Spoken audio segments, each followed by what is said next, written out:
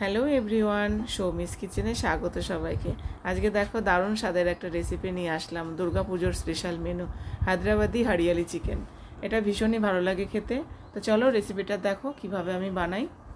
এখানে দেখো 4টে বড় সাইজের পেঁয়াজ বেরেস্তা করে নিয়েছি, আর এখানে কাজু বাদাম আছে, আর 700 গ্রাম মতো চিকেন আছে। মিক্সার গ্রাইন্ডে কাজু বাদামটা দিয়ে দিলাম, আর বেরেস্তাটাও দিয়ে দিলাম, 1 মুঠো ধনেপাতা দিয়ে দিলাম। আর রান্নাটা কাঁচা লঙ্কায় হবে, এটা যেহেতু গ্রিন হবে, তাই যে যেমন ঝাল খাবে সে সেরকম দেবে। আর এখানে 4 চামচ, বড় চামচে 4 চামচ টক দই দিয়ে দিলাম, দিয়ে ভালো করে পেস্ট করে নিলাম স্মুথ একটা। এবার দেখো কড়াইতে অনেকটাই বেশ খানিকটা তেল দিয়ে দিয়েছি, দিয়ে একটু লবণ দিয়ে দিলাম সামান্য, যাতে গায়ে তেলটা ছিটে না আসলে মশলা দেওয়ার পর। আর আদা রসুনের পেস্টটাও দিয়ে দিলাম, দিয়ে বেশ ভাজা ভাজা করতে হবে যাতে করে আদা রসুনের কাঁচা গন্ধটা চলে যায়। আর এখানে একটা শুকনো লঙ্কা আর গোটা গরম মশলাও দিয়ে দিলাম, কারি পাতা দিয়ে দিয়েছি, দিয়ে বেশ মশলাটা ভালো করে কষিয়ে তারপরে চিকেনটা দিয়ে দিলাম। চিকেনটা দিয়ে বেশ ভালো করে আমাকে ভাজা ভাজা করে নিতে হবে, কেননা চিকেনেরও একটা স্মেল আসে, তা সেটাও ভাজার পর চলে যাবে। বেশ ভালো করে ভাজা ভাজা করার পর এভাবে উল্টে পাল্টে দেখো ভেজে নিলাম। তারপরে যে মশলাটা করেছিলাম ধনেপাতা বেরেস্তার, সেই মশলাটা দিয়ে দিলাম, দিয়ে বেশ ভালো করে চিকেনের সাথে মিশিয়ে নাড়াচাড়া করে মিশিয়ে নিচ্ছি। এবার মিক্সচার গ্রাইন্ডে যে বাটিটা আর কি ছিল মশলাটা, সেটাও আমি ভালো করে বাটিটা ধুয়ে দিয়ে দিলাম। এবার তারপরে লবণ দিয়ে দিলাম পরিমাণ মতো, হলুদ দিয়ে দিলাম, জিরে ধনের গুঁড়ো দিয়ে দিলাম।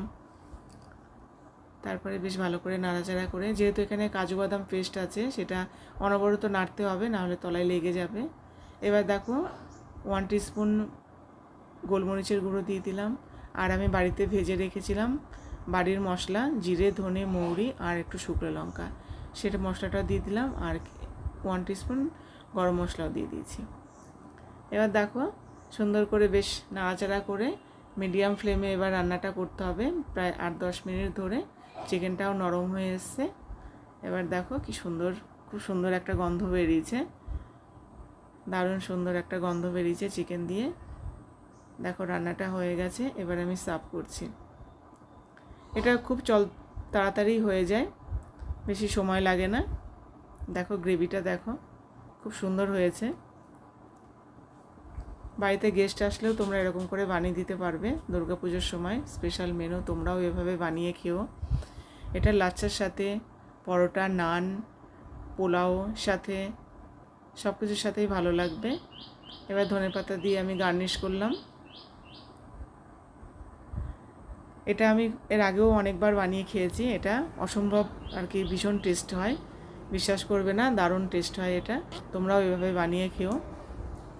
আর রেসিপিটা ভালো লাগলে লাইক করো, শেয়ার করো, কমেন্ট করো, চ্যানেলটা সাবস্ক্রাইব করো।